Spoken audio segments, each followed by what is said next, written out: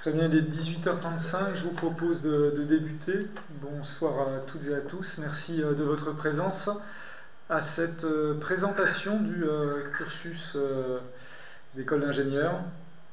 Alors je suis ravi que Mesdemoiselles Biranet et Mademoiselle Merlet se soient proposées pour présenter leur parcours et également l'école dans les écoles dans lesquelles elles officient. J'en suis d'autant plus content que ce sont deux jeunes filles et cela montre avec force que les études d'ingénieur ne sont pas dévolues exclusivement aux jeunes hommes, aux garçons, comme les statistiques nous le montrent, et qu'au contraire, c'est bien évidemment accessible aux jeunes filles, et que celles-ci sont de toute façon statistiquement les plus brillantes au lycée. Il n'y a aucune raison qu'elles ne s'emparent pas de ces études-là. Elles n'ont plus que leur place et j'espère que nous aurons et que cette intervention de ce soir donnera l'envie à de nombreuses élèves du lycée Vaclav-Havel de s'engager dans cette voie-là qui est absolument passionnante. Donc je vous informe que nous enregistrons l'intervention et que celle-ci sera disponible sur la chaîne YouTube de l'établissement. Donc ceux qui n'ont pas pu assister à cette intervention en direct pourront le faire a posteriori. Trêve de bavardage, je vais laisser tout de suite la parole à Mademoiselle Biranier. Merci beaucoup. Donc, bonjour à tous, je me présente, je m'appelle Cécile Biranier. J'ai 20 ans. Alors déjà, j'espère que vous m'entendez bien et que je parle assez fort. Donc, je suis en première année dans une école d'ingénieur et plus précisément à l'école polytechnique à Palaiseau, dans le 91. Et donc, comme vous tous, j'étais au lycée il y a 2 ans et c'était un petit peu difficile pour moi, l'orientation, etc. Et donc, je comprends la situation dans laquelle vous êtes actuellement. Et donc, je suis ici pour vous présenter le cursus d'ingénieur à travers mon parcours et pour répondre à vos questions. Donc, n'hésitez surtout pas à noter la diapositive et votre question au fur et à mesure de la présentation. Vous pourrez me les poser à la fin et j'y répondrai avec plaisir. Et donc, mon but aujourd'hui, c'est de démystifier et dédramatiser un petit peu certaines études, notamment auprès des jeunes filles, mais surtout auprès de tous les lycéens. Donc, d'abord, je vais vous présenter un petit peu mon parcours pour que vous puissiez un petit peu me situer. Donc, moi, je viens de région parisienne. J'ai fait mon collège et mon lycée dans le même établissement. C'est le lycée franco-allemand qui se trouve à Buc, à côté de Versailles. Et donc, ma scolarité a été, je trouve, très équilibrée. Je n'étais pas du tout totalement focalisée sur le travail ou les études. J'ai fait beaucoup de musique, j'ai fait de la flûte traversière, du chant, de l'orchestre, etc. J'ai fait pas mal de dessins et puis beaucoup de voyages, donc notamment avec le lycée en Allemagne dans l'Angleterre, mais aussi avec des amis à vélo, voilà. Et donc j'ai terminé ma scolarité au lycée franco-allemand avec un bac scientifique que j'ai obtenu et c'est posé tout de suite la difficulté de l'orientation en fait. J'ai beaucoup hésité, comme j'aime beaucoup les langues et le français, l'histoire. Je me suis toujours posé la question, est-ce que je continue dans une voie scientifique ou pas? Et j'ai beaucoup hésité donc avec une voie un peu intermédiaire, le commerce. Et finalement, je me suis orientée vers les CPGE. Donc CPGE, c'est... Pardon, excusez-moi. CPGE, c'est classe préparatoire aux grandes écoles. C'est ce qu'on appelle communément en fait la prépa. Donc je suis allée en classe PCSI, physique, chimie, sciences de l'ingénieur. Et ensuite en deuxième année, je me suis un peu plus orientée vers la SI en délaissant la chimie, dans une classe psy, physique, sciences de l'ingénieur. Donc j'ai fait cette formation CPGE à Auch, à Versailles. Donc ça avait beaucoup d'avantages pour moi finalement parce que c'était un lycée public à taille humaine je trouvais, donc il y avait 5 classes en première année Et surtout, c'était très proche de chez mes parents, où j'ai habité donc, et j'y allais à vélo tous les jours. Donc ça, c'était vraiment un confort pour moi d'être chez moi. Ça me permettait d'être soutenue et d'être bien entourée. Finalement, au bout de 2 ans, vient le terme de cette formation par les concours. Donc, comment se passent les concours des écoles d'ingénieurs? Nous, on a eu des circonstances un peu particulières, puisqu'il y avait eu le Covid. Donc, on n'a pas eu, quasiment pas eu d'euros. On a eu uniquement des écrits en juin. Et donc, les écrits s'organisent par banque de concours, c'est-à-dire que on passe un concours, donc une série d'épreuves, pour prétendre à différentes écoles. Donc moi, j'ai passé 4 banques de concours sur 3 semaines. Il y avait tout d'abord le concours XCMS, donc pour accéder aux écoles polytechniques et aux écoles normales supérieures. Donc les écoles normales supérieures, c'est un peu spécial, ce ne sont pas des écoles d'ingénieurs, mais qui sont accessibles par les CPG et qui sont en fait des écoles qui ouvrent principalement à la recherche ou à l'enseignement, mais elles peuvent aussi, il y a des passerelles qui existent vers des doubles diplômes ingénieurs. J'ai ensuite passé la banque d'école centrale qui ouvre à toutes les écoles centrales en France. Donc il y a notamment le Central Lyon, Paris, Nantes, Marseille, Lille. J'ai ensuite passé le concours CCINP. Là, c'est des écoles un peu plus petites, avec des promos plus réduites et un peu plus spécialisées.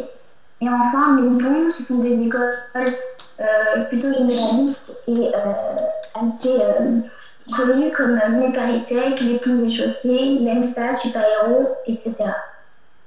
Donc même si les concours c'était une époque un peu stressante et très fatigante, c'était finalement vraiment un soulagement et l'accomplissement de tout le travail qu'on avait fait pendant 2 ans. Et surtout après la période des révisions qui est rallongée avec le Covid, euh, ça a vraiment été un moment libérateur finalement, puisque ça a annoncé la fin aussi d'une période de travail. Et donc aujourd'hui, je suis à l'école polytechnique, où j'ai été prise donc début septembre. Polytechnique, c'est une école encore particulière, puisque c'est à la fois une école d'ingénieurs et à la fois une école militaire. Donc, on commence directement notre scolarité par une préparation militaire et un stage dit de formation humaine qu'on peut faire dans l'armée. Et donc, moi, j'ai choisi d'être à la gendarmerie et je suis à Bouillac en ce moment. On a pu vous faire cette présentation donc, en présentiel s'il n'y avait pas eu le Covid. Donc, voilà un petit peu mon parcours. Je suis en école d'ingénieur. Alors, souvent, la question qu'on se pose, c'est qu'est-ce qu'un ingénieur finalement? En fait, un ingénieur, c'est plutôt une formation, c'est-à-dire qu'on a une formation et on accède au diplôme d'ingénieur. Donc, cette formation, à quoi elle correspond finalement?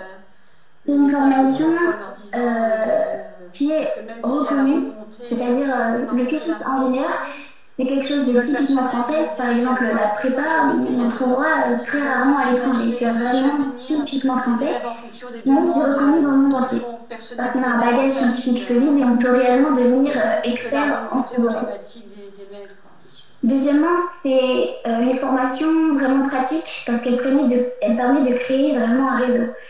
Donc ça peut être par la communauté des anciens élèves qui est vraiment très active et vivante dans toutes les écoles.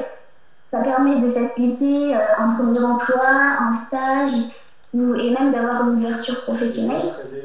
Et puis, ça permet, le réseau se forme aussi par rapport aux entreprises. Les écoles sont en permanence en contact avec les entreprises, que ce soit par les associations, par les projets ou même par les stages.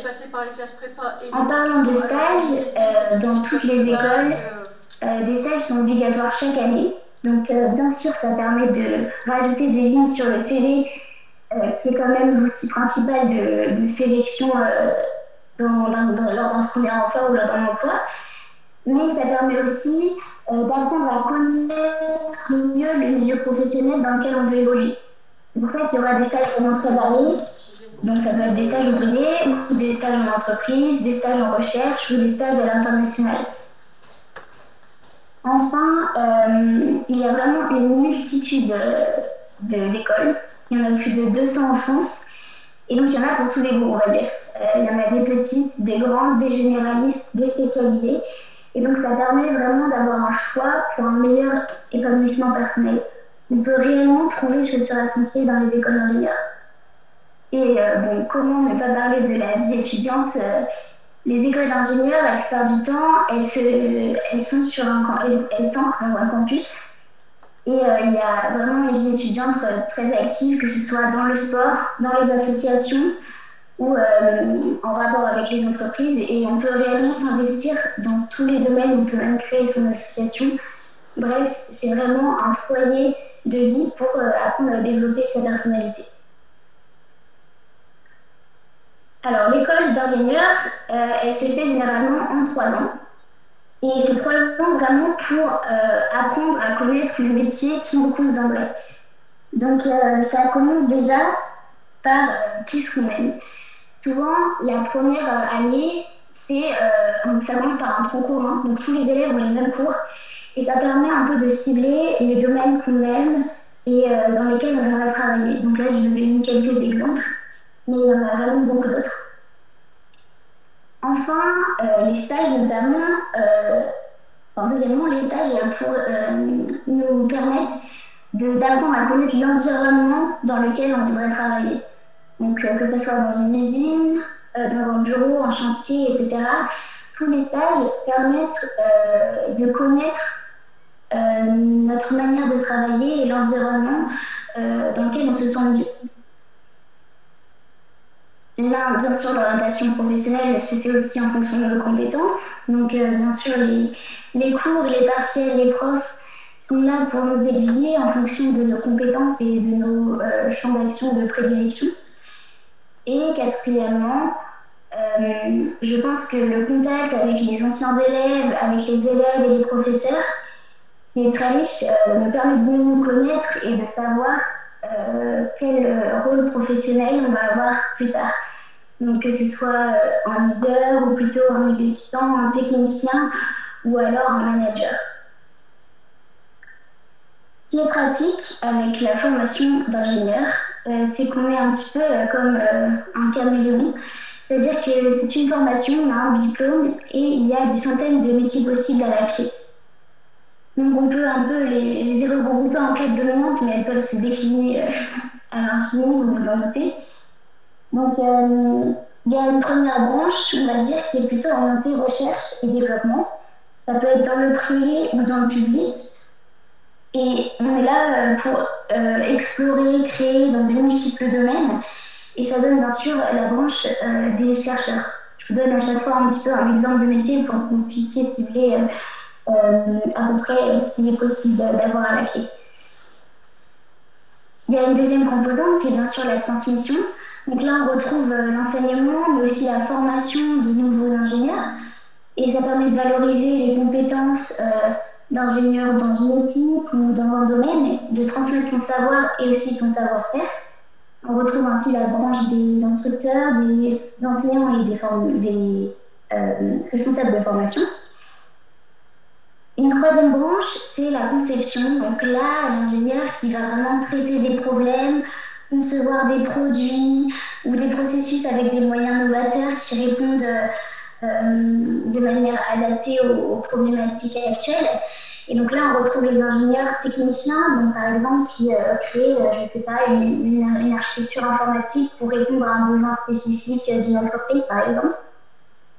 Et enfin, l'ingénieur, n'est pas forcément qu'un technicien, mais il peut se rapprocher parfois du manager aussi, et qui peut apporter son expertise pour améliorer, par exemple, le fonctionnement d'une organisation ou d'un domaine. Donc ça veut dire gérer, piloter des équipes, des entreprises. Et donc là, on retrouve les cadres, les directeurs d'équipe ou les chefs de projet. Et finalement, bon, être ingénieur, c'est agir, donner du sens à son travail et essayer d'exprimer sa volonté professionnelle de la manière que l'on souhaite. Donc là, ça va peut-être un peu plus vous intéresser cette partie. Là, je vous ai présenté à peu près ce qu'il était possible d'obtenir en étant ingénieur. mais parlons de la formation, parce que Parcoursup se rapproche, d'après ce que j'ai compris.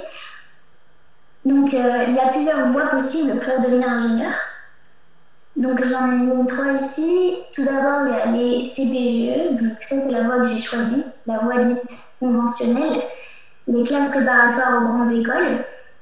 On fait 2 ou 3 ans de prépa et à la clé, il y a des concours qu'on passe et on est ensuite admis à une liste d'écoles d'ingénieurs.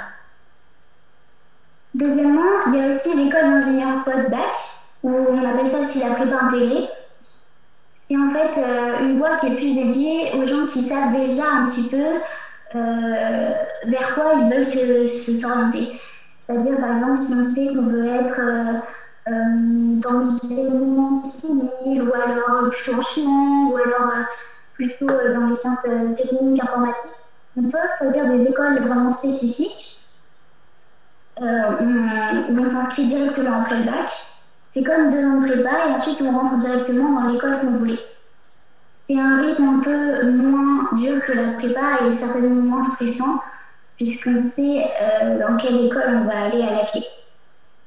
Troisièmement, il y a la voie un peu moins connue par l'université. Donc on fait 3 ans de licence dans un domaine bien sûr scientifique, maths, physique par exemple, et on est ensuite recruté dans les écoles d'ingénieurs sur concours avec une présélection sur dossier. Finalement, ce qu'il faut retenir, c'est qu'il n'existe pas une seule bonne école d'ingénieur.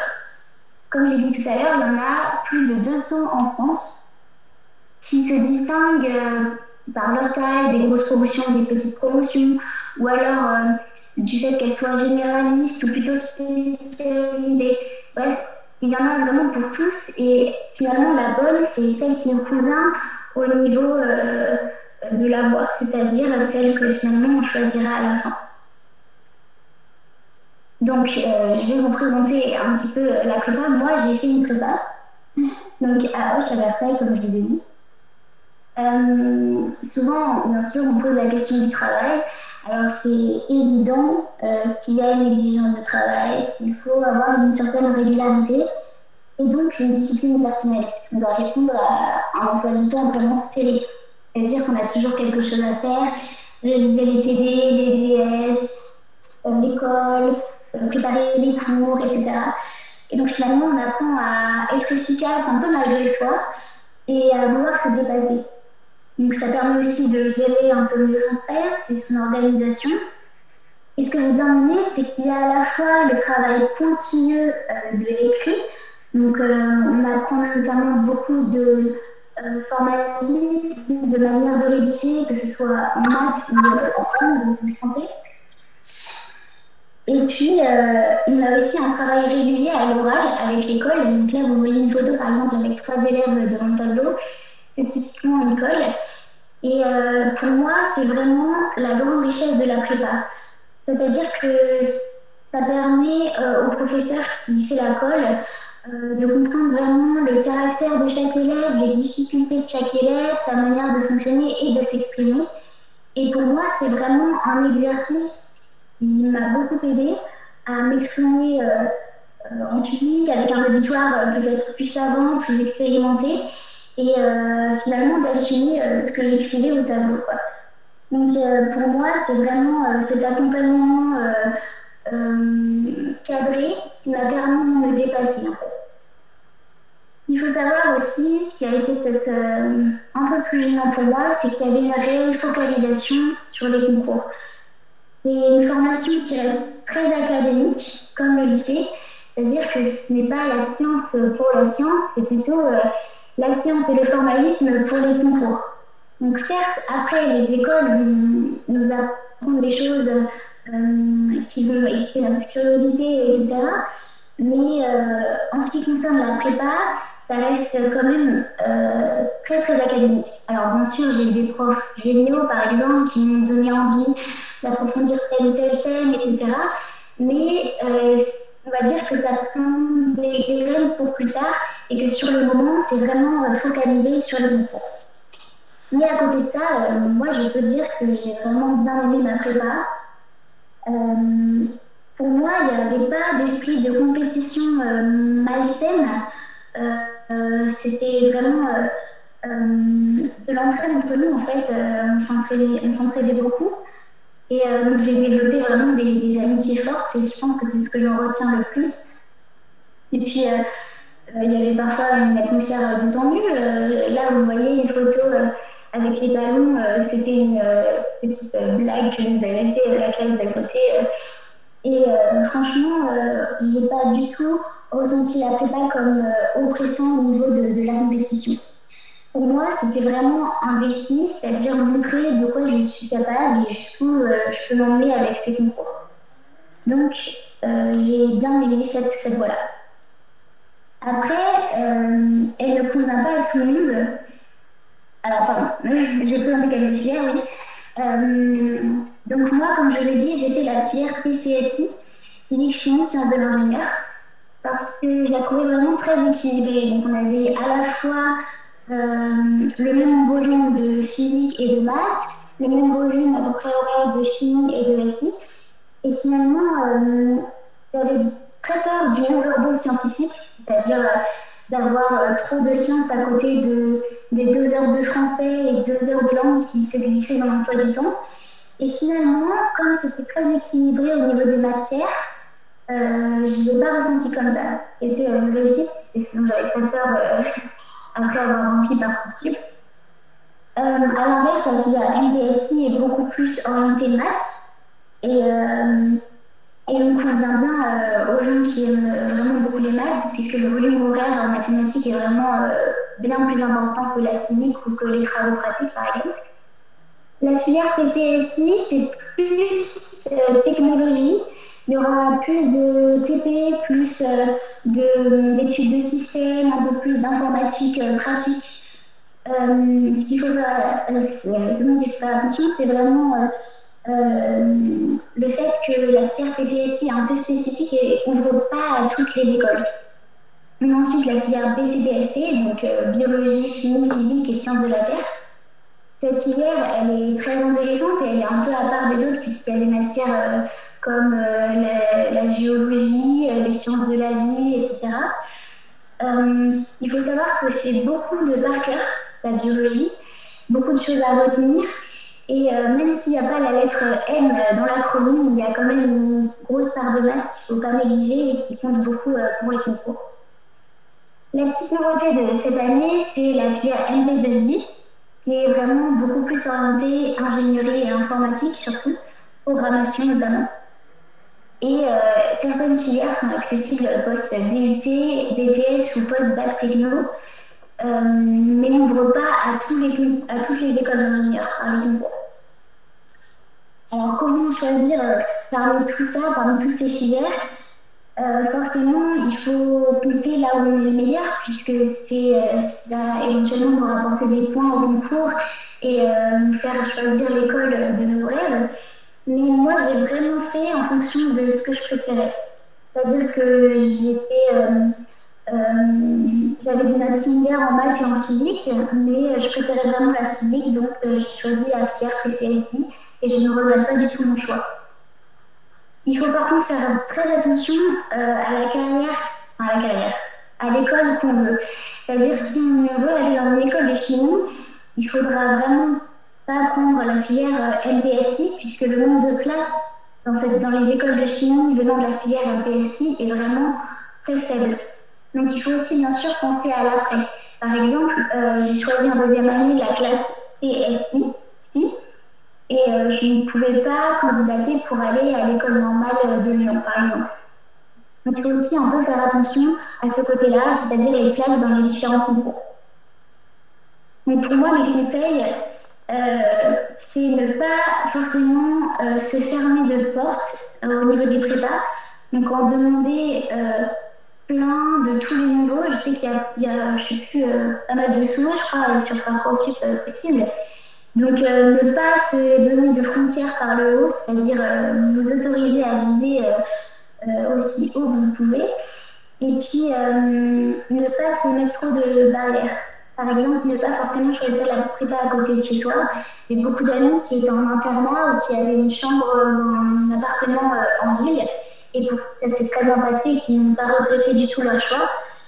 Il faut aussi pas forcément viser Paris ou l'Île-de-France parce qu'il n'y a aucune différence de correction des copies des concours que ce soit en Île-de-France ou en province. Donc finalement, si on a une prépa qui nous convient à côté de chez soi, il ne faut pas se dire que c'est mort parce que c'est pas en Île-de-France. Et puis, comme je l'ai dit, envisager l'internat, c'est vraiment une solution qui convient à beaucoup, beaucoup de personnes. Je vais vous parler un petit peu de la filière universitaire, même si je ne l'ai pas faite. Donc, ce qui différencie vraiment la filière universitaire de la prépa, c'est le rythme et l'encadrement. C'est-à-dire qu'en prépa, on est vraiment sur un encadrement plutôt lycée, avec des professeurs par classe qui nous connaissent tous par cœur, qui connaissent notre écriture, nos petites erreurs, etc. Et qui peuvent vraiment nous accompagner jusqu'au bout. La filière universitaire, c'est totalement différent. C'est beaucoup plus anonymisé. Et des grosses promos, des grandes échelles. Alors oui, il y a des petites classes ou des TD qui se font en effectif réduit, mais c'est pas du tout le même accompagnement et la même démarche. On a vraiment beaucoup plus de liberté et d'autonomie dans son organisation du travail, ce qui peut être à double tranchant, c'est-à-dire qu'on peut travailler de la manière dont on le souhaite, mais il faut aussi avoir une bonne volonté et une certaine détermination dans son travail. Et puis, le rythme, bien sûr, la prépa, c'est un emploi du temps très rempli, un emploi du temps qu'on ne pourra jamais assez étendre pour faire tout ce qu'il y a à faire. Alors que la filière universitaire, c'est quelque chose qui n'est pas forcément taillé pour les concours, et donc qui laisse beaucoup plus de liberté dans son emploi du temps finalement. Ce qui est à noter, c'est que les concours aux écoles d'ingénieurs sont peu connus dans les facultés, ou alors sont peu proposés en tout cas aux élèves. Et donc ceux-ci n'osent pas forcément les passer, alors qu'il y a de plus en plus d'écoles d'ingénieurs qui ouvrent des places et veulent favoriser la filière universitaire pour diversifier le profil des étudiants et apporter une certaine richesse. Donc, même si ce n'est pas la voie conventionnelle, et donc attention, parce qu'il peut y avoir parfois un décalage avec les autres élèves de la faculté qui ne passent pas les concours, c'est une voie à sérieusement étudier si le rythme de la prépa ne vous convient pas pour X raisons. Il faut noter quand même qu'il y a une certaine exigence, comme je l'ai dit, dans l'organisation du travail à la fac et d'approfondissement personnel des cours, du hors-programme pour pouvoir passer les concours. Donc finalement, je vous ai beaucoup parlé de la formation, de ce que pouvait être le métier, etc. Et donc finalement, après l'école d'ingénieur, comment ça se passe? Donc déjà, il faut savoir que la formation d'ingénieur, c'est vraiment une formation qui est reconnue sur le marché du travail, que ce soit en France ou à l'étranger. Et donc, pour cela, les chiffres parlent d'eux-mêmes, c'est-à-dire que il y a 96% des étudiants qui en sortant d'une école d'ingénieur sont engagés 6 mois après leur sortie d'école. Par exemple, à titre d'exemple, en 2019, il y a plus de 125 000 ingénieurs qui sont recrutés. Il y a également une grosse proportion des étudiants d'école d'ingénieur qui sont embauchés en CDI lors du premier emploi et qui possèdent le statut de cadre. Ça s'élève à 75%. Et enfin, il y a un faible taux de chômage dans la profession qui est de 3,3%. Il faut aussi noter que, bien entendu, même si ce n'est pas forcément uniquement ça qui compte, il y a des salaires assez confortables et il y a une véritable perspective de carrière et d'évolution. Donc bien sûr, ça varie selon le secteur, le pays, l'entreprise, mais globalement, les ingénieurs sont quand même assez bien lotis au niveau du salaire. Donc maintenant, je vais parler de ce que vous pouvez faire maintenant à votre échelle. Donc je crois que je parle des premières, des terminales, peut-être quelques secondes. En tout cas, vous pouvez toujours agir pour votre orientation en fait. Par exemple, vous pouvez discuter avec vos proches, vos amis, la famille, bref, des personnes qui vous inspirent. Par exemple, moi, j'ai beaucoup hésité, comme je vous disais, entre la filière économique, donc la prépa ECS, et la filière scientifique, donc prépa plutôt PCSI dans mon cas. Et en discutant avec mes amis qui étaient plus dans une démarche scientifique, je me suis remise un petit peu en question et je me suis dit, finalement, est-ce que ce serait pas un petit peu l'esprit dans lequel j'ai envie d'étudier et j'ai suivi mon instinct et donc un petit peu la tendance de mes amis, des personnes qui m'inspirent. Et ça a eu des bons résultats puisque je me suis vraiment super bien sentie en prépa scientifique.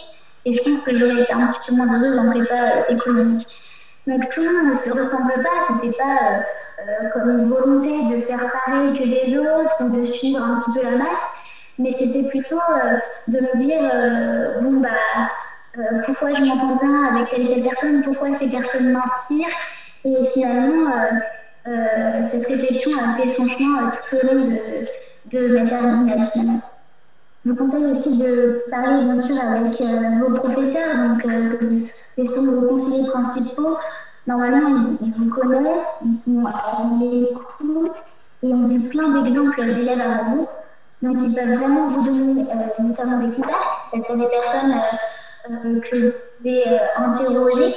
Et vraiment, je vous conseille d'initier la démarche parce que ils seront intéressants si, si vous vous intéressez en fait. Si vous leur posez des questions, ils vous donneront des conseils volontiers, j'en suis sûre. Et ensuite, moi, ce qui m'a vraiment beaucoup aidé, c'était discuter avec des étudiants. Pour moi, c'était vraiment le plus formateur et ce qui m'a convaincu en fait dans ma voie, ouais, c'est ça. Donc là, en plus, vous pouvez faire des visios par téléphone, par message, par les réseaux sociaux. Vraiment, c'est une chance énorme et ça permet aussi de découvrir d'autres idées. C'est-à-dire que en parlant avec des gens qui avaient fait une prépa, j'ai pu découvrir aussi d'autres cursus, comme par exemple le CPES, sur lequel aussi je me suis inscrite sur Parcoursup, et qui me donnait bien envie. Donc ça permet de varier aussi son éventail de possibilités. Bon, en deuxième point, travailler, bien sûr. Enfin, je pense que c'est vraiment la clé pour finir par avoir ce qu'on veut avec la fierté qui va avec. Donc vraiment, n'abandonnons pas, même s'il n'y a pas de bac à la fin de cette année, ou même si tous les conseils de classe sont passés, etc. Finalement, on remarque qu'il y a beaucoup de personnes qui sont perdues en bac plus 1, qui sont dépassées par les cours, surtout s'il y a un flou artistique au niveau de l'orientation, il y a beaucoup plus de chances de décrocher et finalement de rater sur son année, quoi. Et c'est vraiment dommage d'avoir autant de répercussions sur la confiance en soi ou sur les émotions qui prennent le pas sur la réflexion. Donc je vous conseille vraiment de ne pas lâcher même si c'est compliqué. Et surtout, n'hésitez pas à développer votre curiosité un peu en dehors des cours, donc que ce soit pour nourrir le projet professionnel ou alors les langues et la littérature pour enrichir les compétences toujours utiles dans le milieu du travail. Et enfin, rencontrer, bon là c'est un petit peu compliqué en cette période de Covid, mais je vous encourage à faire les journées portes ouvertes. Ça permet de rencontrer plein d'élèves qui ont plein de témoignages, tous différents, et aussi des personnes inspirantes. Donc soyez curieux de votre avenir.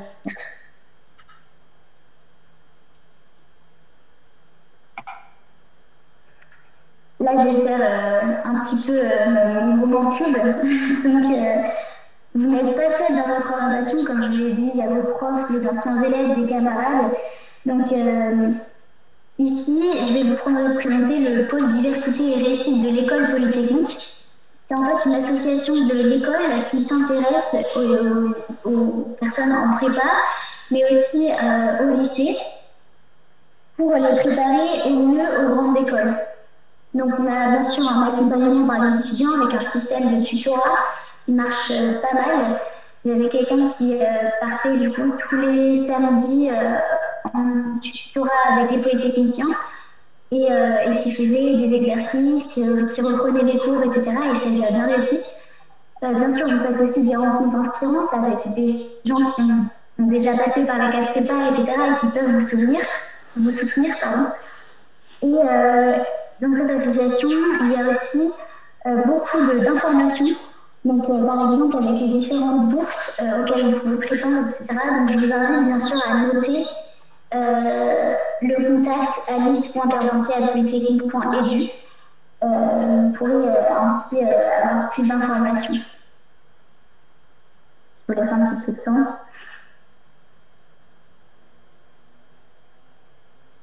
Voilà, donc ma présentation est terminée. Je vous remercie beaucoup de votre attention et je vous invite à poser toutes les questions que vous avez et celles qui vous passent par la tête. Avez-vous des questions? Vous pouvez prendre la... Avez-vous des questions? Vous pouvez prendre la parole, alors de façon ordonnée et séquencée. Moi, j'ai une question. Enfin, c'est peut-être pas moi qui vais les poser, mais ce que tu entendais par cursus universitaire, c'est vrai que moi, je peux déjà passer le bac il y a 4-5 ans et je sais qu'il y a eu des réformes et tout ça. Ce que tu entends par cursus universitaire, c'est les DUT ou c'est les licences? C'est plutôt licence. D'accord, ok. Après, je pense que ça doit être accessible par un DUT, notamment les concours des écoles d'ingénieurs. On peut s'y inscrire en tant que préparationnaire, donc c'est-à-dire élève de prépa, mais aussi en tant que candidat libre. Et candidat libre, à mon avis, ça peut aussi regrouper des DUT sans problème. Donc, après, c'est juste une question de réussir les concours et bien sûr, pour les réussir ou pour au moins avoir, enfin, bref, les réussir pour moi, c'est avoir une école qui nous plaît à la fin, quoi. Réussir les concours, ça passe aussi par une bonne préparation. Donc, il faut aussi mesurer la préparation adaptée. Ok.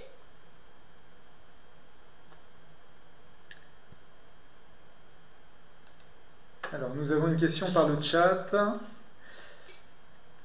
Alors, pourra-t-on retrouver le lien de votre présentation sur le site du lycée? Oui, il est enregistré, enfin la présentation, pardon, est enregistrée. Donc je la mettrai sur YouTube et je vous donnerai le lien pour y accéder. Oui, je vous la transmettrai. Super. Est-ce que vous avez des questions? Alors n'hésitez pas, on est entre nous, on n'est pas très nombreux, donc profitez de ce moment pour poser toutes les questions que vous souhaitez.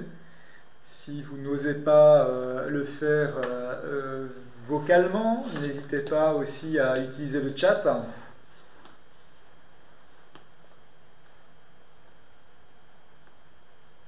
Est-ce que parmi vous, par exemple, il y en a qui envisagent une classe préparatoire?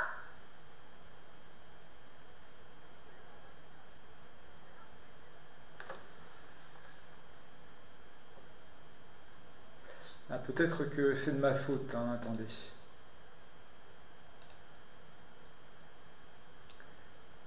Alors si vous voulez vous exprimer, il suffit juste de cliquer sur le micro. Alors quel niveau faut-il avoir pour entrer dans une prépa?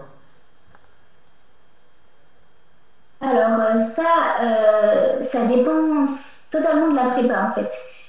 Il y a des prépas pour tous les niveaux, puisqu'il y a enfin, les concours en fait sont bien sûr nivellés par la difficulté, c'est-à-dire que le classement à la fin reflète un petit peu la réussite du concours. Mais l'école qu'on a à la fin reflète pas, n'est pas forcément classée puisqu'elle n'a rien à voir. Comme je vous l'ai dit, il y a des écoles généralistes, il y a des écoles spécialisées et finalement c'est incomparable. Donc, comme il y a des écoles d'ingénieurs qui sont accessibles par tous les niveaux, nécessairement il y a des prépas pour tous les niveaux. Donc en fait, il y a plein de prépas qui existent. Alors, moi, je viens de région parisienne, mais sur Bordeaux, par exemple, je crois qu'il y a Gustave Eiffel, qui est plutôt une très bonne prépa, mais je suis sûre qu'il y a aussi des prépas plus modestes avec un niveau qui vous convient. En fait, la sélection va se faire sur Parcoursup. Et ce qu'il faut se dire, c'est qu'on est pris dans la prépa qui convient à notre niveau, quoi. Je sais pas si j'ai bien répondu à la question.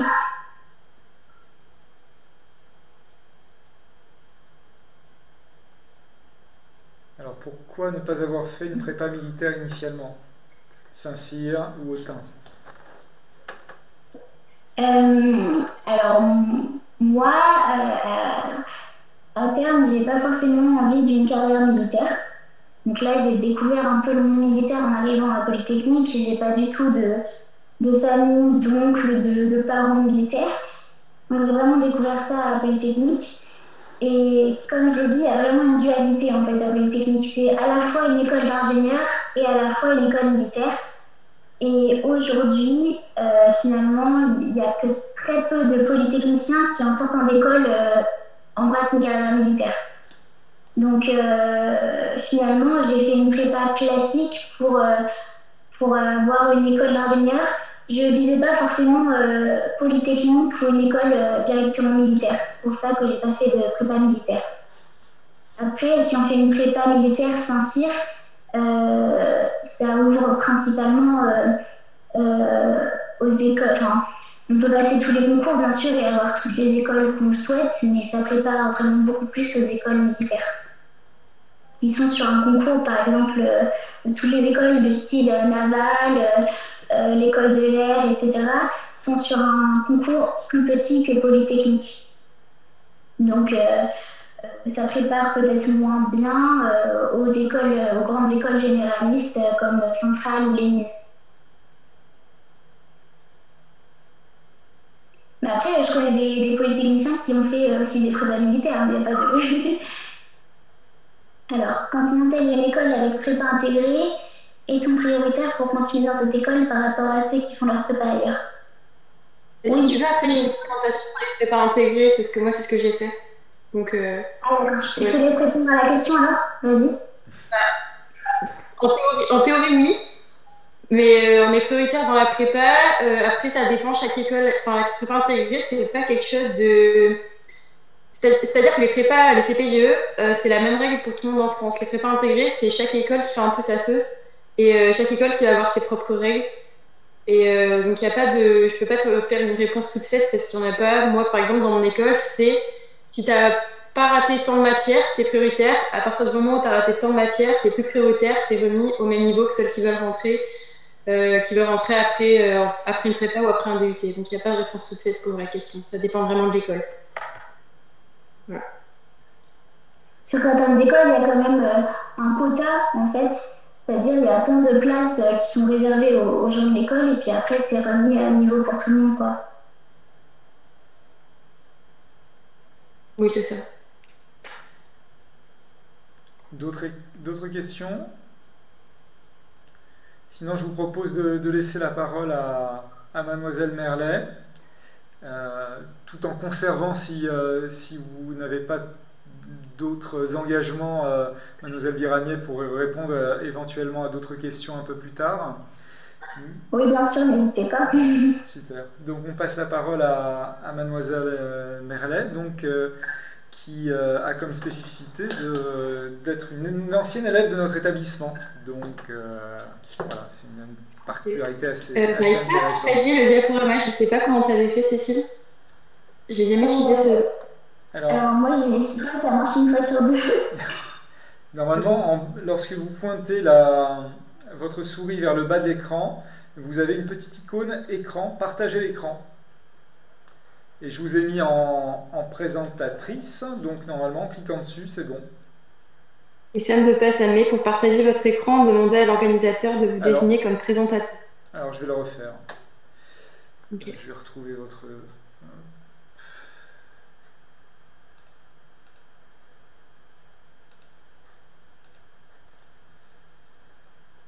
Donc là, normalement, ça devrait être bon. Ok. Parfait.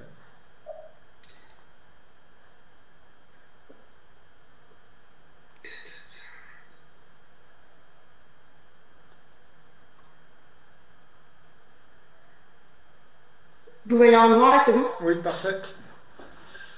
Ok, c'est parfait. Voilà. Donc bonjour, je me présente, je m'appelle Estelle Merlet. Donc je suis passée par le lycée Mac-Lavavel, donc il y a maintenant un petit bout de temps. J'ai été diplômée du baccalauréat scientifique en 2017, oui c'est ça.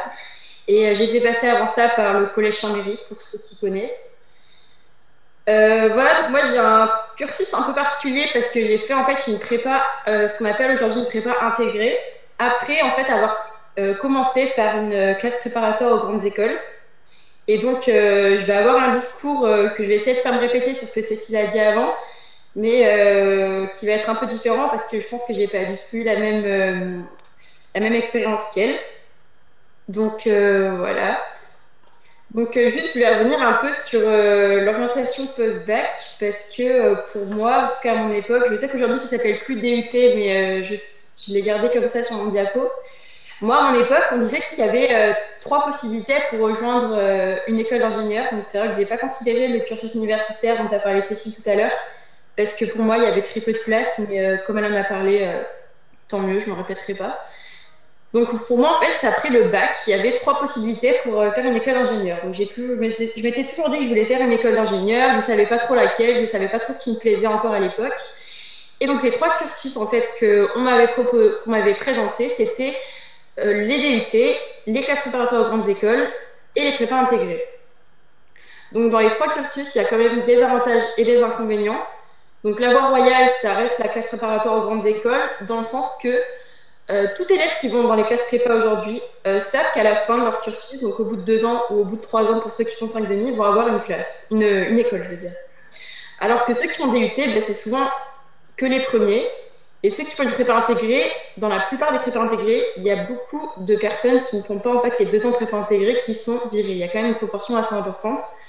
Donc la classe préparatoire aux grandes écoles, il y a quand même une certaine sécurité pour arriver jusqu'au bout et intégrer les écoles d'ingénieurs.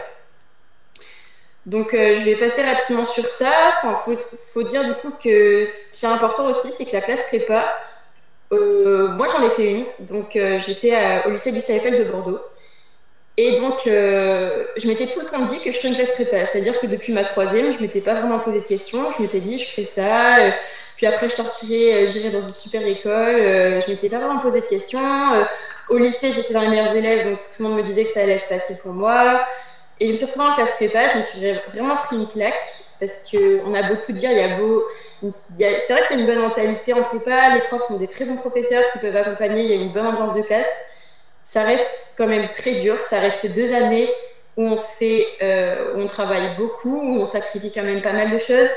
Et moi, je me suis rendu compte, en fait, après être rentrée dans cette classe prépa, donc en octobre-novembre, après avoir pris des tolls en mathématiques, après avoir pris des sales notes pendant 2 mois, que c'était pas pour moi. Donc après, il y en a plein qui vont se dire c'est pas pour moi, j'abandonne et tout. Il faut quand même s'accrocher. En prépa, on a tous des coups de mou.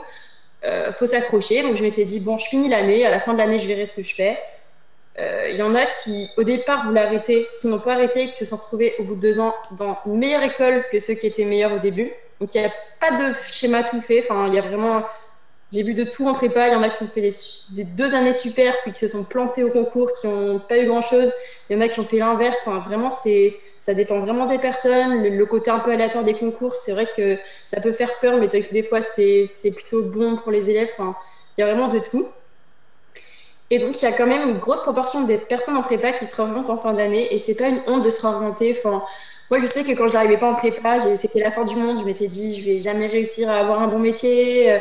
Pourquoi j'ai fait prépa? J'aurais jamais dû. Donc, j'ai pensé à me réorienter. Et donc, à l'époque, j'hésitais entre faire un DUT et une prépa intégrée. Et maintenant, a posteriori, ça fait 3-4 ans que je me dis que la prépa, ça m'a vraiment énormément apporté. C'est là-bas où j'ai appris comment travailler, c'est là-bas où j'ai appris plein de méthodes.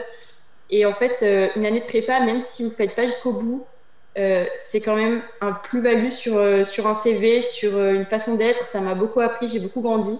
Et donc, il ne faut pas se dire que si on n'y arrive pas, c'est la fin, parce qu'il y a toujours des possibilités de se réorienter et que ce n'est pas forcément un échec. Moi, je suis très contente de m'être orientée. J'ai intégré, du coup, une prépa intégrée.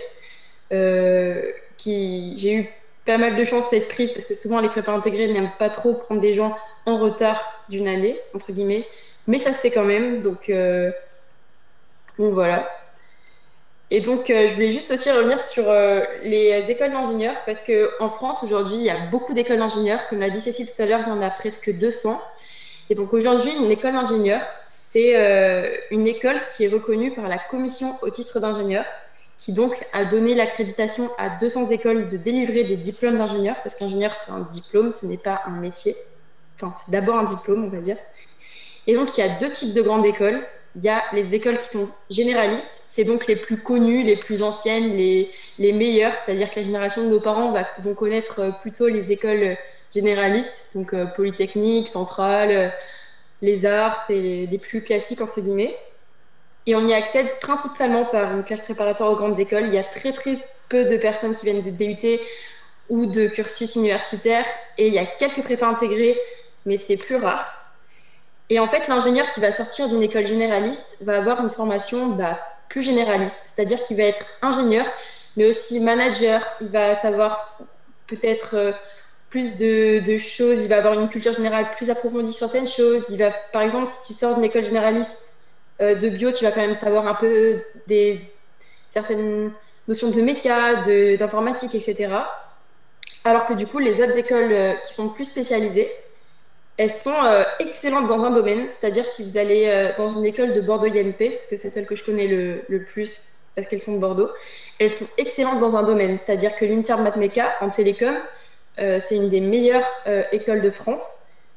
Ils sont très très connus là-dedans, et sur le marché du travail, les employeurs, ils vont beaucoup recruter des élèves qui sortent de là, parce que c'est l'INSERM Mathmeca, qui sont connus pour ça. Et donc c'est des écoles où on peut accéder par prépa, mais aussi plus par DUT ou par voie universitaire, et aussi par des prépas intégrés. Et donc l'ingénieur est beaucoup plus spécialisé. Il va être peut-être moins haut dans la hiérarchie, c'est-à-dire qu'un ingénieur plus généraliste va peut-être être cadre plus rapidement, en tout cas, dans son cursus, dans son métier, qu'un ingénieur qui sort d'une formation spécialisée, qui va être un peu plus bas, mais qui après a des perspectives d'évolution très importante aussi, ça dépend. Après, un diplôme d'ingénieur, c'est vraiment qu'un diplôme. C'est-à-dire l'école, c'est un tremplin, c'est pas ce qui va définir non plus ce que vous allez être dans 10 ans, 15 ans. Il y a plein d'autres choses après, des opportunités qui se présentent à vous, des métiers, des rencontres. Et donc, l'école d'ingénieur, c'est pas une fin en soi, même si c'est un énorme trépied, c'est pas la seule chose qui va déterminer votre carrière professionnelle sur les 40 années à venir. Et donc, je vais parler de quelque chose qui me concerne un peu plus, ce sont les prépas intégrés. Donc, en France, il y a 2 grands types de prépas intégrés. Il y a la prépa des INP. Donc, je pense que vous connaissez peut-être un peu parce qu'il y en a pas mal à Bordeaux. C'est les prépas, c'est sur le campus de Talence. Donc, il y a la prépa des INP. Et en fait, ça prépare. Ils disent que c'est une prépa intégrée, mais c'est pas exactement une prépa intégrée dans le sens qu'en fait, vous allez rentrer dans cette prépa. Et en fait, pendant 2 ans, vous allez être classé. Ça va être un contrôle continu pendant 2 ans. Et à la fin des 2 ans, vous savez que vous allez avoir une école du groupe INP. Mais le premier va choisir l'école qu'il veut. Et en gros, le dernier du classement va choisir l'INP qui reste.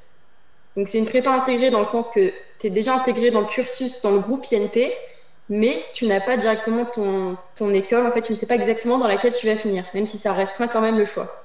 Et donc, c'est une école en 2 ans. Ça se veut un peu moins dur qu'une prépa classique, mais de ce que j'ai entendu dire, c'est quand même pas facile. Et donc voilà.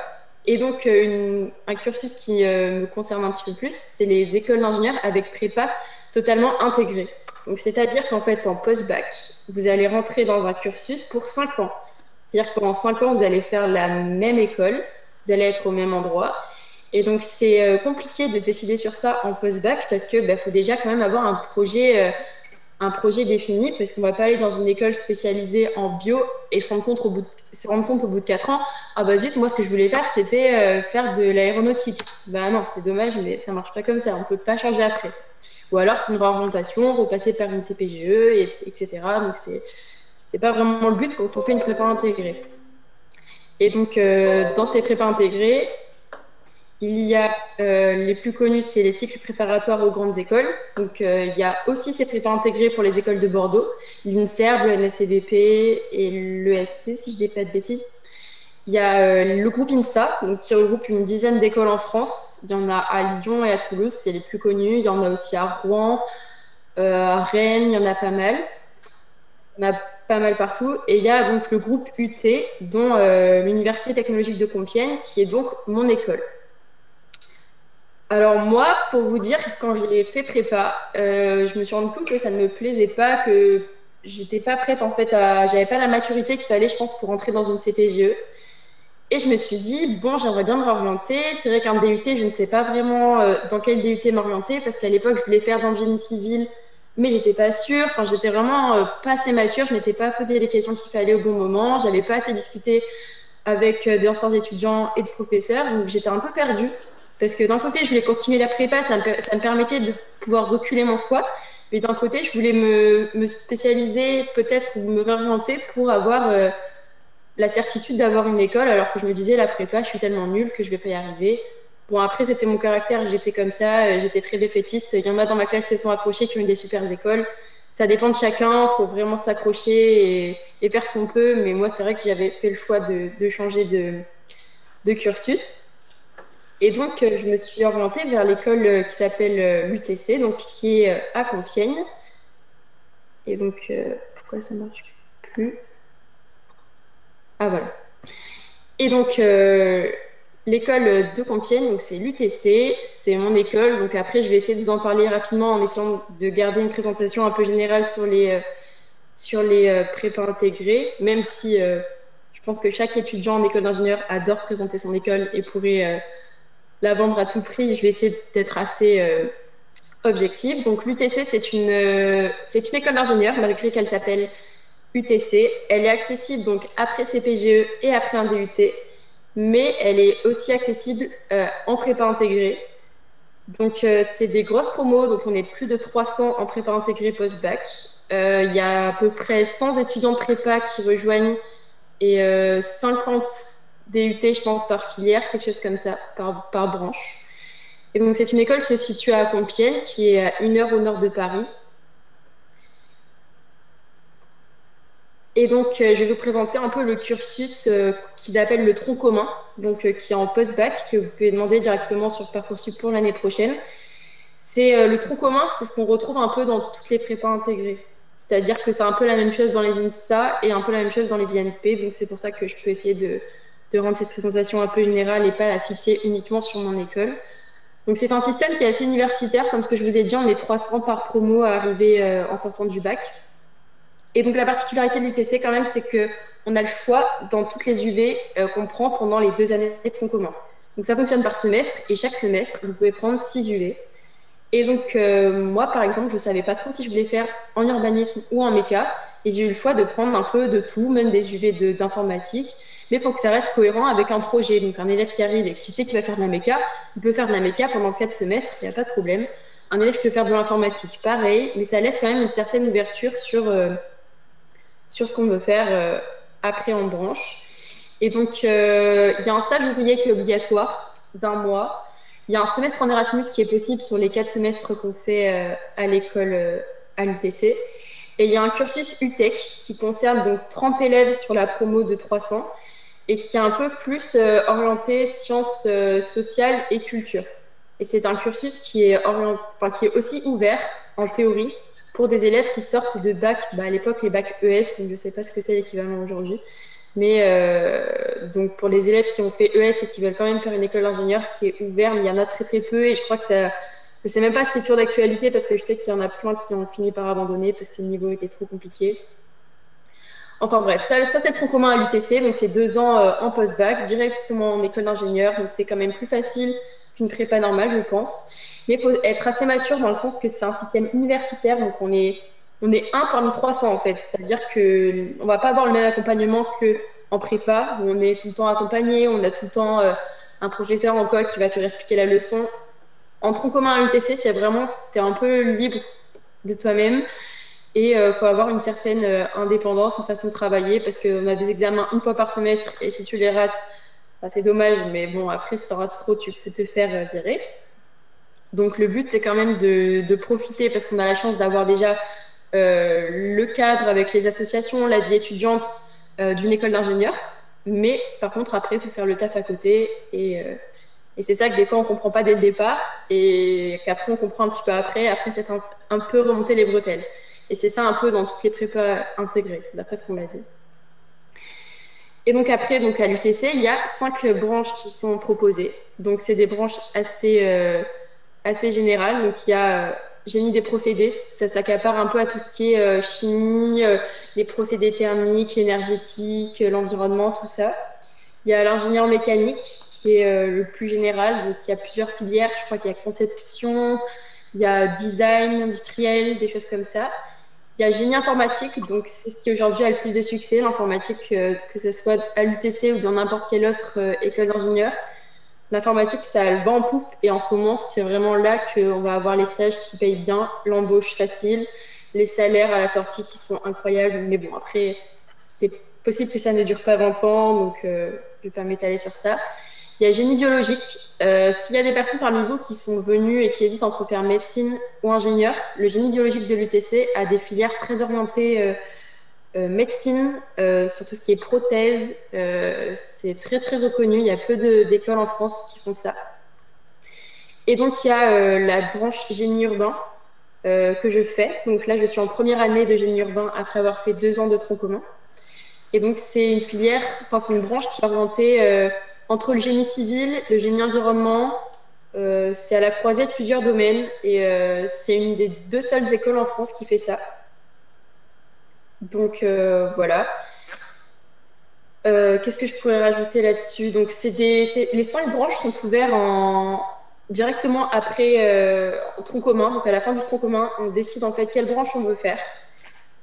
C'est complètement libre, ça dépend pas vraiment des UV qu'on a fait pendant 2 ans, même si c'est quand même lié, c'est-à-dire si j'ai pas fait de mécanique pendant 2 ans et que je vais partir en ingénieur mécanique, je vais pas y arriver, donc ça sert à rien, parce que j'aurai aucun des prérequis. Pareil pour le reste. Alors que dans d'autres écoles, d'autres prépas intégrés, notamment les INSA, ça se fait sur le classement. C'est-à-dire que le dernier du classement n'aura pas le choix de la branche dans laquelle il va, alors qu'à l'UTC, c'est vraiment libre. Ça fait partie du contrat. Et donc sur les 3 ans à l'UTC, il y a 2 stages de 6 mois à faire, 2 stages en entreprise, il y a un Erasmus de possible. Il y a plusieurs filières au choix, il y a une réorientation possible dans la mesure du possible. C'est-à-dire que si 6 mois avant son diplôme, on dit « Ah bah non, au final, je voulais faire biologie au lieu de mécanique », bah non, ça marche pas comme ça, donc faut pas non plus exagérer. Et ça se fait aussi après un DUT et après une classe préparatoire aux grandes écoles sur dossier et entretien de motivation. Donc c'est une école à laquelle on peut accéder après plusieurs formations. Et donc, pour rajouter un peu sur l'UTC, ce que je pourrais dire en plus, c'est que c'est un fonctionnement par semestre. Il y a une rentrée en septembre et il y a une rentrée en février, parce qu'il y a du coup 2 promos par an. Et pour vous, c'est important parce qu'il y a pas mal de personnes qui rentrent en février, en tronc commun directement, après avoir fait 6 mois de prépa. Et c'est assez facile d'y rentrer en février, parce que c'est peu connu. Il y a peu de personnes qui savent qu'il y a une rentrée en février. Et souvent, c'est des élèves qui sont en prépa et qui se rendent compte qu'ils n'aiment pas ça, ou alors des élèves qui sont en école de commerce qui se rendent compte qu'en fait, ils voulaient faire une école d'ingénieur, ou vraiment, il y a de tout type. Et en fait, il y a des élèves qui rentrent à l'UTC en février. Il faut le savoir. Donc, pour ceux qui se diront peut-être dans 6 mois qu'ils veulent changer et qui penseront c'est possible de le faire directement en février et de ne pas attendre la rentrée suivante en septembre. Et donc, par semestre, en fait, on a 6 UV à choisir. Ça, c'est bon pour tous les étudiants, que ce soit en tronc commun ou en branche. On peut suivre 6 UV qui sont... normalement, c'est 2 UV théoriques. Donc, les 2 UV théoriques, c'est mathématiques, physique, de la chimie. Des UV plus techniques, donc qui vont s'apparenter plus directement à des branches. Donc, dessin technique pour ceux qui veulent aller en méca ou études des procédés chimiques pour ceux qui veulent aller en chimie, en génie des procédés, etc. Donc, j'ai pas la liste devant moi. Elle est trouvable sur Internet vous pouvez la trouver sur Internet si vous la cherchez. Et 2 UV de culture, de langue et de sciences. Donc ça, c'est assez libre. Chaque élève fait un peu ce qu'il veut par semestre. C'est vraiment le plus de l'UTC, c'est-à-dire qu'en dehors d'une formation très scientifique et très technique, on va avoir quand même une formation en sciences humaines qui est assez conséquente. Et donc, en fait, chaque UV voit un nombre de crédits ECTS et en fait, il faut tant de crédits pour être diplômé du diplôme d'ingénieur à la fin. Et c'est pour ça que je vous disais qu'en fait, si vous ratez trop d'UV, vous allez rater trop de crédits. Et à un moment, l'école, en fait, elle va se dire celui-là, en fait, il rate trop de crédits par an, il est plus motivé ou alors il n'a pas le niveau. Et donc, vous pouvez être viré de l'école. Donc, il y a un système de jury, donc je ne vais pas rentrer dans les détails, mais en gros, c'est possible. Et c'est là qu'est le gros problème de l'UTC et de toutes les prépas intégrées en France. C'est qu'en fait, si vous êtes viré avant le diplôme d'ingénieur, vous n'avez aucune équivalence comparé à quelqu'un qui aurait fait une classe prépa ou qui aurait fait un DUT et qui aurait du coup un premier diplôme. Quelqu'un qui se fait virer au bout de 3 ans d'école d'ingénieur après avoir fait une prépa intégrée, il repart quasiment de zéro. Il y a très très peu d'équivalence possible. Donc c'est quelque chose qu'il faut savoir parce que les élèves à qui ça arrive sont souvent pris de court. Mais après, j'ai pas envie d'être alarmiste, ça arrive pas si souvent que ça. Si vous êtes des élèves sérieux, il n'y a pas de problème. Enfin, ça arrive quand même très très peu souvent. Et donc le plus de l'UTC, c'est quand même d'être directement dans l'école, c'est-à-dire vous n'avez pas la pression des concours, vous n'avez pas la pression des classements. Parce que en prépa, les concours, c'est quand même très très dur mentalement de ce qu'on m'a dit. Et en DUT, faut être dans les 5 premiers pour avoir une école, parce que sinon, ils prennent pas en dessous, quoi. Donc, quand tu es dans l'école, t'as vraiment pas la pression sur ça, mais tu as quand même la pression de réussir. Et c'est souvent assez compliqué, vu que tu es souvent tenté par la vie étudiante à côté, qui est très très riche à l'UTC. Donc, même si en ce moment, c'est un peu compliqué, il y a plein d'associations, que ce soit des associations de cuisine, des associations de sport. J'ai été amenée à faire les finales France de handball à ma première année à l'UTC, c'était une expérience incroyable. Il y a une association de DJ, il y a une association qui organise un festival tous les ans et ça c'est vraiment top. Et en fait, je trouve qu'on est directement en prépa intégrée, préparé à devenir un ingénieur.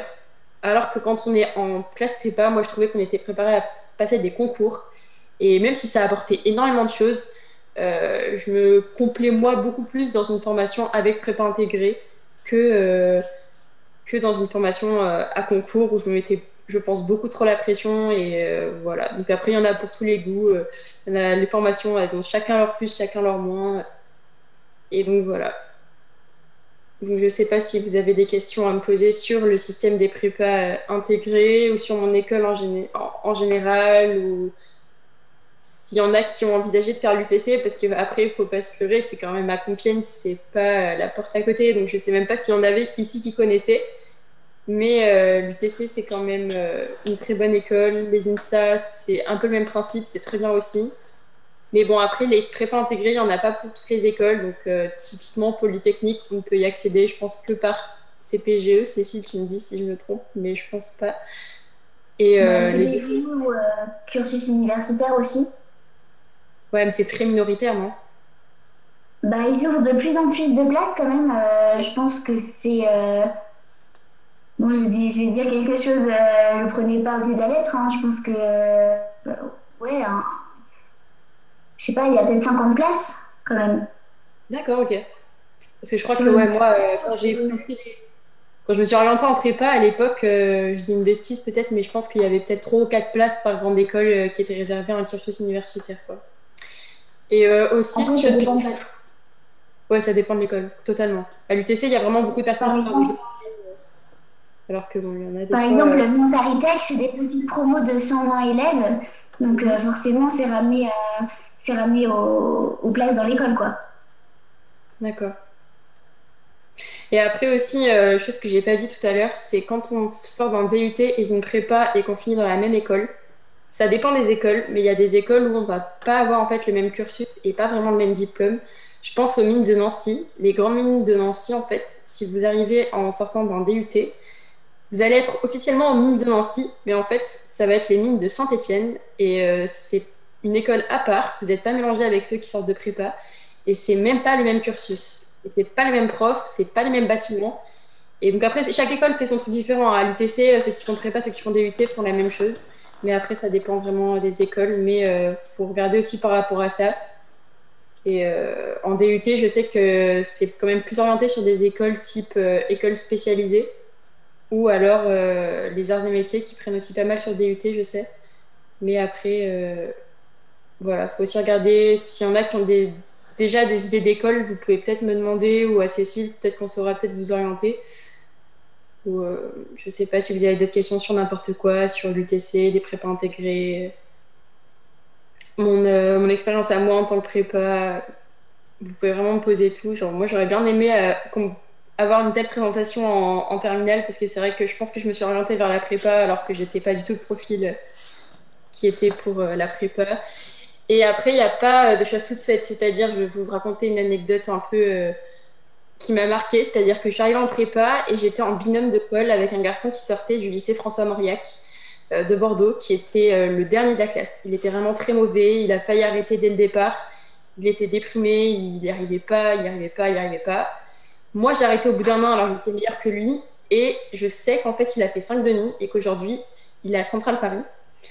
Et donc, il a vraiment bon, après, il y en a eu qu'un dans la classe qui a fait ça, mais c'est possible. Il y a des gens vraiment qui s'en sortent super bien, alors qu'au début, ils sont vraiment à la ramasse et il n'y a pas de schéma tout fait. Ça dépend vraiment de la personne, ça dépend de la motivation, ça dépend de l'école que tu veux, ça dépend de plein de choses. Et puis après, la réorientation, c'est quelque chose qui est mal vu, mais qui pourtant est très bénéfique pour beaucoup d'étudiants. Et faut pas avoir peur de se réorienter, faut pas avoir peur de tenter la prépa non plus. Parce que même si on ne fait pas les 2 ans, ça apporte beaucoup.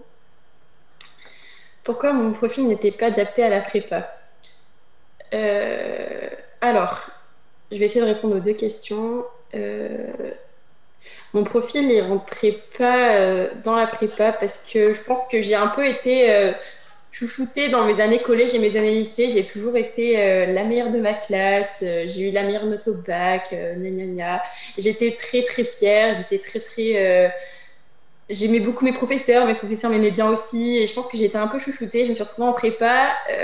En fait, en prépa, on est 30 élèves à être les premiers de classe, quoi. Basiquement, c'est un peu ça. Et donc, en fait, je me suis rendu compte que je n'étais pas la meilleure. Et ça fait bizarre quand ça fait 5-6 ans que tu es la meilleure, d'arriver dans une classe où il y a plus fort que toi et il y a meilleur. Et en fait, tu te retrouves dans les derniers. Et en fait, moi, j'ai pas réussi à remonter la pente, c'est-à-dire que ça allait pas, et à côté de ça, je faisais du sport au haut niveau et je pensais très sincèrement que j'arriverais à faire les 2, je n'ai pas réussi, et pour moi le sport était quand même très important, donc j'ai dû laisser tomber la prépa au lieu de laisser tomber le sport, donc c'est un choix que j'ai fait. Et donc voilà, je pense que mon profil n'était pas adapté aussi parce que je m'étais pas posé les bonnes questions, j'étais pas prête à, entre guillemets, sacrifier 2 ans de ma vie, comme c'est quand même le cas pour beaucoup d'élèves en prépa. Et j'avais pas la motivation non plus. Il y en a qui arrivaient déjà en sachant quelle école ils voulaient faire. Moi, j'avais pas vraiment de projet à l'époque, donc je m'étais vraiment dit je vais faire prépa parce que c'est pour les meilleurs et que je suis la meilleure, donc je vais faire prépa. Enfin voilà, ça marche pas comme ça. La prépa, c'est quand même faut s'y lancer à fond dedans, et j'étais pas prête à faire ça. J'ai pas fait d'internat aussi. Je pense que ça a énormément joué. J'avais fait à Bordeaux et je suis restée vivre chez mes parents à Villeneuve. À l'époque, il n'y avait pas le tram. Je mettais presque 1 heure à y aller le matin et plus d'1 heure à revenir le soir. Donc je pense que ça a joué aussi. J'aurais été en internat, j'aurais peut-être plus été dedans. Faut pas avoir peur de partir en internat. C'est quand même très très bénéfique pour la plupart des personnes qui j'ai eu affaire qui ont fait l'internat. Donc voilà, la sélection est très importante pour entrer en prépa intégrée. Oui, c'est très dur. C'est-à-dire que ça dépend quelle prépa intégrée, mais faut être premier ou deuxième de classe pour l'UTC en tout cas. Ils ne prennent pas en dessous. Pour les l'INSA Toulouse, l'INSA Lyon, ils ne prennent pas en dessous des premiers et deuxièmes de classe non plus. Mais après, ça dépend quelle prépa intégrée. Il y a des prépas intégrées qui ne sont pas du tout connues, mais qui sont très très bien. Je ne sais plus comment elles s'appellent. C'est des écoles qui sont dans les INP à Toulouse, qui ont des cursus un peu orientés génie civil ou génie énergétique, qui ont peu de demandes et qui sont pourtant très très bien. Donc, je souhaiterais travailler dans l'environnement. Est-ce que l'une de vous aurait un conseil à me donner ou un nom d'école? Alors là, dans l'environnement, c'est vaste. L'environnement, ça dépend ce que tu veux faire. Moi, je sais qu'à l'UTC, il y en a plein qui veulent travailler dans l'environnement, mais ça dépend à quel niveau. Tu veux travailler dans l'environnement plutôt dans la... Je sais pas trop, l'environnement, c'est quand même super vaste. T'as vraiment plein d'écoles qui, aujourd'hui, les écoles, elles vont toutes avoir quand même une certaine sensibilité à l'environnement et au développement durable. Donc, je pense que tu peux retrouver cet aspect dans plein de formations. Après, si tu veux travailler plutôt dans l'énergie... Pardon? C'est sûr et certain, il y a de plus en plus une sensibilisation au niveau de l'environnement, et il y a une grosse ouverture au niveau de cette formation. Développement durable, c'est très large aussi, c'est pareil. Je pense que toutes les écoles et de plus en plus toutes les entreprises vont avoir une ouverture là-dessus. Et donc en tant qu'ingénieur, comme on est censé proposer des solutions, etc., techniques au niveau des entreprises, je pense qu'il y a vraiment plein de possibilités dans toutes les écoles. Et puis là, après, les entreprises. Dans mon école, tu vois, par exemple, il y a en mécanique, il y a une filière qui s'appelle conception durable.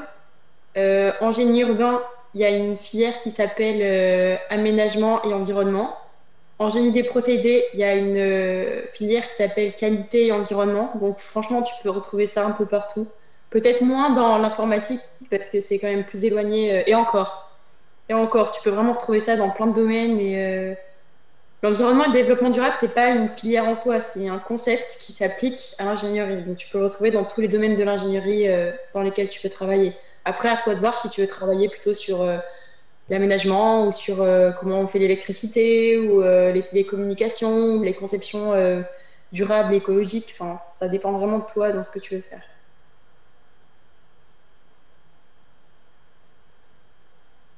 Voilà, si vous avez d'autres questions, n'hésitez pas. Il y en a ici qui sont orientés plutôt vers des classes prépa intégrées, du coup, des écoles intégrées ou qui ont déjà des idées d'école peut-être.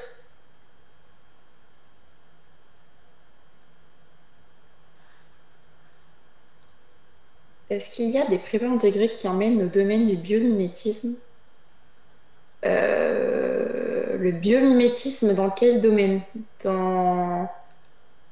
Dans le domaine de l'aménagement urbain ou dans le domaine des prothèses? Enfin, qu'est-ce que tu entends exactement par biomimétisme?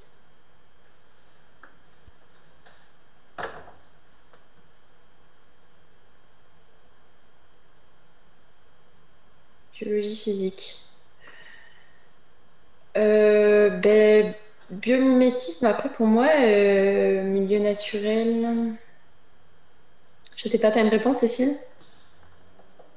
Moi, je sais que par exemple, la Polytechnique, et je pense que c'est aussi valable dans les écoles d'ingénieurs généralistes, euh, en fait, on choisit des matières, en deuxième année, on choisit des matières spécifiques pour affiner notre orientation. Donc, première année, tronc commun, et ensuite, on choisit des matières. Et je sais qu'on peut raccrocher la biologie et qu'il y a un cursus vraiment typiquement santé. Et c'est aussi valable pour d'autres écoles d'ingénieurs comme Centrale avec une filière plutôt santé. Et je pense que au niveau du biomimétisme et de la médecine, enfin bon, après, je sais pas trop effectivement ce que tu entends par biologie physique, mais comme c'est quelque chose de très très spécifique, à mon avis, ça doit se raccrocher par une filière un peu comme ça, quoi. Après, je sais pas trop. Je pense qu'il faut faire des recherches, essayer de trouver des forums, peut-être d'étudiants qui ont déjà eu ce questionnement. C'est vrai que moi, j'ai pas eu toute la richesse de ton parcours à toi. Tu as quand même fait une prépa, puis une prépa intégrée, et là, tu es maintenant dans ton école. Moi, je viens tout juste de rentrer dans mon école. Avant, j'étais assez la tête dans ma prépa, et j'ai peut-être moins d'ouverture là-dessus, quoi. Le biomimétisme, je sais qu'il y en a, moi, qui en ont parlé. Donc, je suis dans un cursus de génie urbain et il y en a qui faisaient ça, biomimétisme, par rapport à la ville. Donc, qui essaient de concevoir des bâtiments en s'inspirant de la nature, donc qui respectent peut-être un peu plus les formes, qui laissent passer les courants d'air, des choses comme ça. Je sais pas si c'est ça que tu entends vraiment par biomimétisme, mais c'est ce qui se rapproche le plus dans mon domaine. Vous avez arrêté vos activités Ah oui. extrascolaires? Alors, moi, pendant la prépa, effectivement, j'ai arrêté la musique, mais j'aurais pu la continuer, je pense. Enfin, j'ai quand même participé à un concert en prépa, donc j'en ai fait de manière un peu plus, un peu moins académique. Avant, j'étais vraiment au conservatoire et non, c'est vraiment très stressant. Donc, j'ai arrêté la musique, mais d'un autre, enfin, donc je l'ai fait de manière un peu plus détendue, quoi.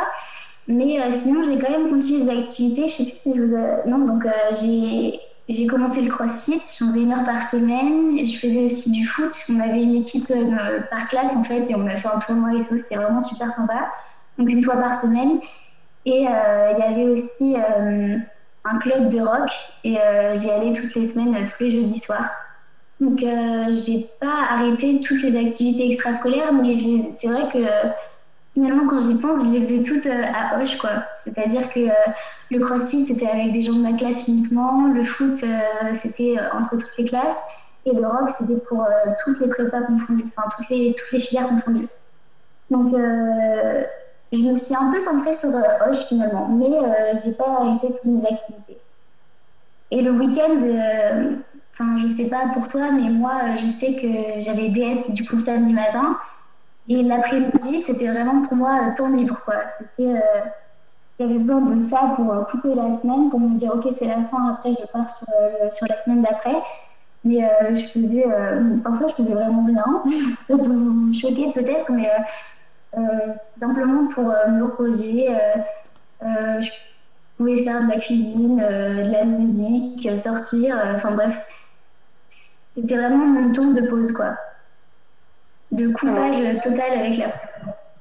moi, j'ai totalement arrêté par rapport à ces films, mais moi, je pense que c'est vraiment, j'ai fait un très mauvais choix de prendre une prépa à Bordeaux et de rester chez mes parents alors que j'étais à plus d'une heure de route. Je pense que ça a été la grosse erreur de ma prépa parce qu'en fait, on faisait des journées de 8h 19h et donc je partais à 7h le matin, donc je me réveillais à 6h, 6h30 et je rentrais le soir vers 20h. À 20h, qu'est-ce que tu fais? Tu manges et après, t'es KO, tu regardes quelque chose, tu fais autre chose, tu peux pas te remettre directement à travailler. Je bossais de 22h à 2h du matin, 3h du matin et après je dormais et je dormais trop peu, Ouais. vraiment trop peu. Et donc en fait, moi, mes week-ends, je les passais à dormir. Donc c'était vraiment pas joyeux. J'ai vraiment pas bien géré ma prépa. Je pense que c'est beaucoup par rapport à ça. Et je sortais d'une période où en fait, au lycée, j'ai joué en handball à haut niveau. Et donc je suis passée d'un cadre de vie où je faisais du sport 2 à 3 heures bon, peut-être pas 2 heures par jour, mais pas loin, à un rythme de vie où je ne faisais plus aucune activité sportive. Ou alors, quand j'en faisais, je culpabilisais, j'étais là, bah non, tu devrais être en train de réviser ton DS, qu'est-ce que tu fais à la salle, qu'est-ce que tu fais sur un terrain. Et au final, je pense que ça m'a plus coûté d'arrêter que d'avoir. J'aurais dû continuer un minimum une activité physique et ça m'a énormément coûté, mais d'un côté, j'avais pas le temps parce que j'étais trop loin, j'avais trop de trajets. Donc voilà, ça dépend vraiment de chacun. Il y en a qui ont continué dans ma classe à jouer en sportif en sportif professionnel et qui en sont très bien sortis. Ça dépend vraiment des personnes. Il y a des personnes qui vont te dire qu'ils peuvent pas, il y a des personnes qui peuvent. Si tu bosses déjà beaucoup, beaucoup en terminale, ça veut dire que tu vas avoir plus de travail encore en prépa. Quelqu'un dans ma classe de terminale, j'avais un élève qui s'appelait Julien Calvel, qui bossait jamais. Il était vraiment très fort et il bossait jamais. Et pourtant, il avait des notes quasiment pareilles que moi. Il arrivait en prépa, il a juste dû commencer à travailler. Et en fait, il s'en est très bien sorti parce qu'il avait tellement jamais travaillé qu'en fait, pour lui, travailler un petit peu, c'était énorme. Et du coup, au final, il travaillait ce qu'il fallait et ça suffisait, quoi. Alors que moi, qui travaillais déjà un peu plus au lycée, je n'ai pas pu faire plus en prépa, quoi. Moi, je pense que c'est vraiment important d'être à proximité. Je suis totalement d'accord avec ce que tu dis. 1 heure de trajet aller, 1 heure de trajet retour, c'est vraiment beaucoup trop. Il faut vraiment être à proximité. Moi, j'étais à 10 minutes à vélo, quoi. Donc, j'avais 20 minutes de trajet par jour. Et, franchement, c'était la clé, quoi. Et tous mes potes étaient soit dans une chambre à proximité du lycée, soit à l'internat. Et je pense qu'effectivement, ouais, c'est impossible de gérer un temps de trajet aussi énorme, quoi.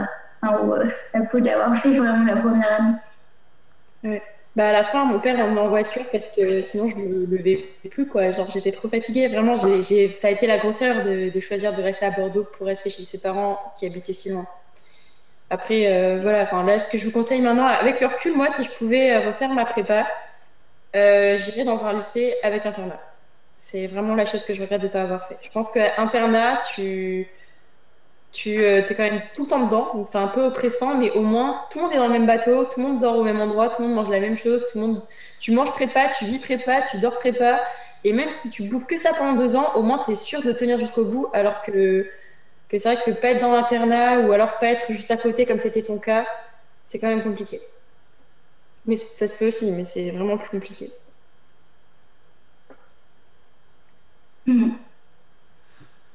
Après, moi, c'était pas du tout le travail jusqu'à 2 heures du matin et tout. Enfin, c'est vrai que c'est hyper important de bien dormir, de bien manger. Notre prof de physique de première année, elle nous maternait un peu, elle nous répétait ça tout le temps. Effectivement, moi, je me couchais, je pense, vers 23h30, quoi, tous les soirs. Je me réveillais à 7h et oui, on commençait la journée comme ça, quoi. Et ce rythme, c'est vraiment un rythme, la prépa, par contre. C'était vraiment tout le temps 23h30, tout le temps 7h. bon, ça pouvait un peu varier, quoi, en fonction si j'étais fatiguée, si jamais j'avais un DM, que j'étais en retard ou je sais quoi. Mais je pense que pour tenir, pour tenir, on dirait que c'est impossible, mais non, mais pour tenir dans la longueur, c'est vraiment important d'avoir un rythme qui nous convient, quoi, où c'est viable pour soi. Alors, j'ai vraiment des gens dans ma classe qui se couchaient à 3 heures du matin, qui se levaient à 7 heures, et ça posait pas de problème parce que c'était leur métabolisme, ou je ne sais pas, enfin, leur manière de fonctionner. Mais pour moi, c'était pas ça, et finalement, chacun vit sa prépa de manière différente, et il faut trouver la sienne, quoi. Il faut vraiment trouver le rythme qui nous convient.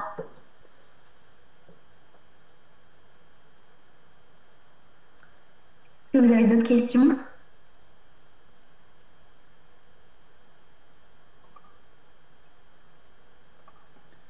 Parfait. Écoutez, il est 20 heures. Je vous propose de mettre un terme à cette présentation que j'ai trouvée vraiment très intéressante et votre exaltation, votre motivation, je pense que c'est très inspirant pour nos élèves qui sauront s'y reconnaître vraiment.